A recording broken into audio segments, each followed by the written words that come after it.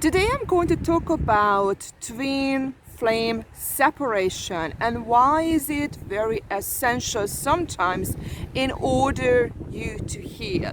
And when I mean twin flame separation, I mean when you have actually met your twin flame, you have had some relationship with the person. I don't mean that phase when you haven't even met the person yet.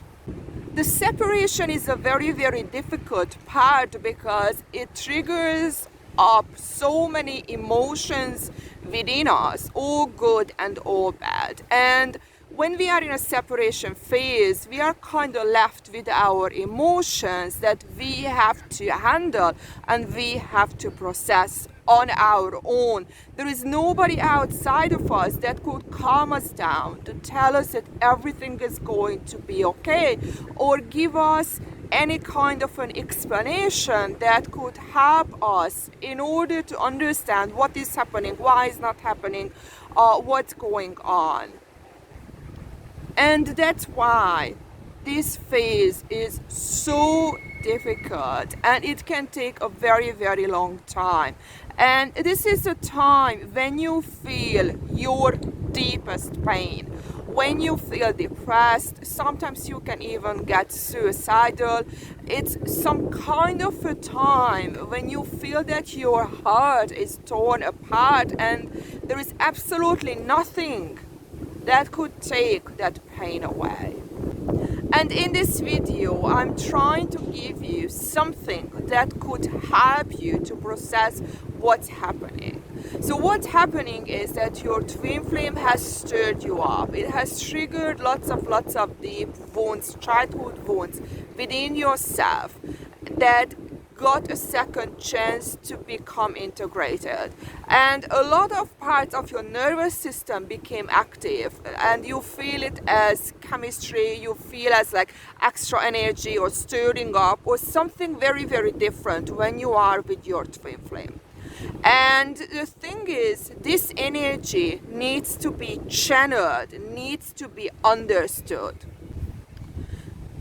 Because many times when we are on ourselves, that's when we are forced to turn within and look inward. And that's exactly what twin flames are really meant to do to us, to look inward, to look for our core wounds and see what needs to be integrated, see what needs to be healed. Because while you are with your twin flame, you are focusing on that person outside of you, and as soon as that person is out of the picture, you are forced to focus finally on yourself. And if you work on yourself, if you get back together with your twin flame again, you will be actually a lot more healed. So the relationship is going to be a lot healthier as well.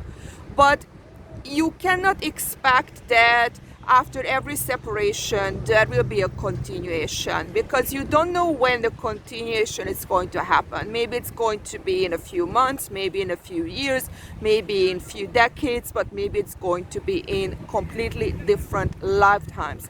That's the difficulty in it, that you don't know that. You cannot focus on the outside world anymore.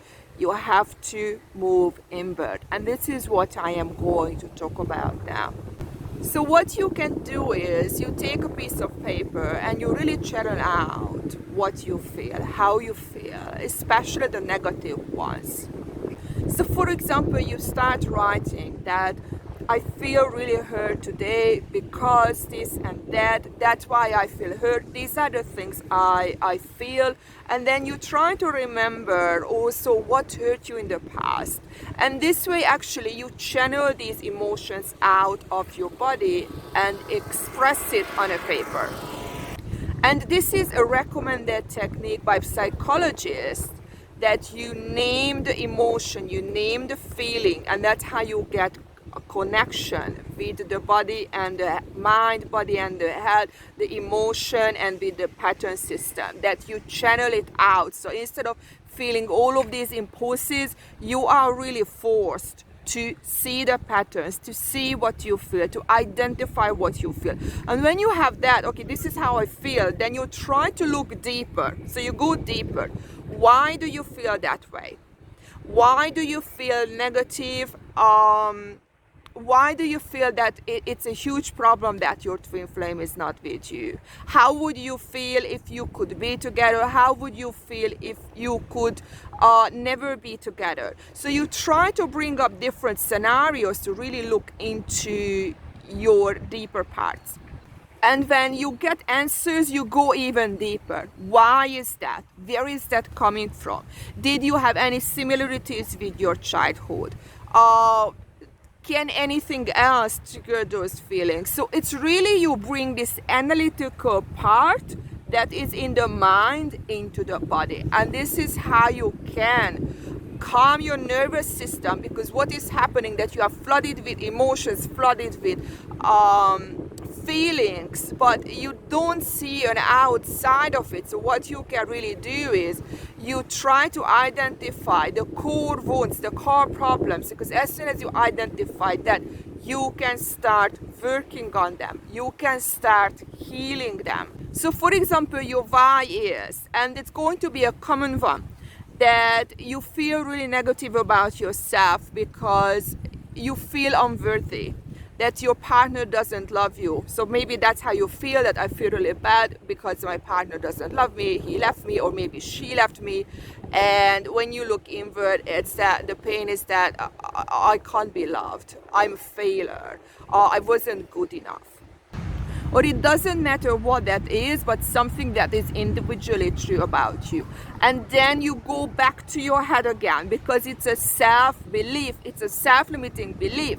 And you try to overwrite it, that you really look into, is it really true that just because one person acted this way, you are unworthy, you are unlovable? Is it realistic? And then you try to actually see it from different ways. That first, is it true? Is it not true? Is it realistic? Is it not realistic? And then you break it. And the way you're going to break it is that you list every single people who actually liked you. Maybe old partners who love you, but you love them. And you really make it sure that you list every single thing that could disprove this self-limiting belief that you have.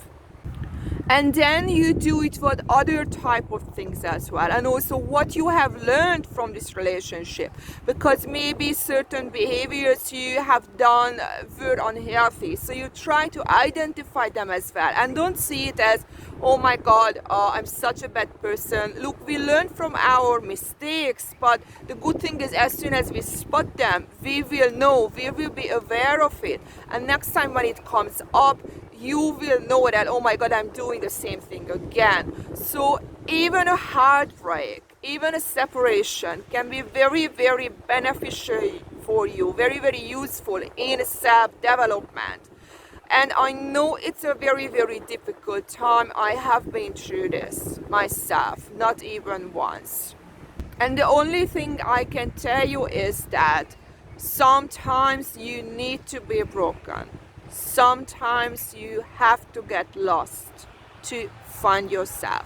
And these are those times that force you to find yourself, because when you are with the partner, you keep repeating the same loop over and over and over. And this is such an intense crushing point that you have no other choice but to start your own development. Otherwise, you are going to suffer over and over and over. So the best thing you can do is you start it right now. See you in my next video.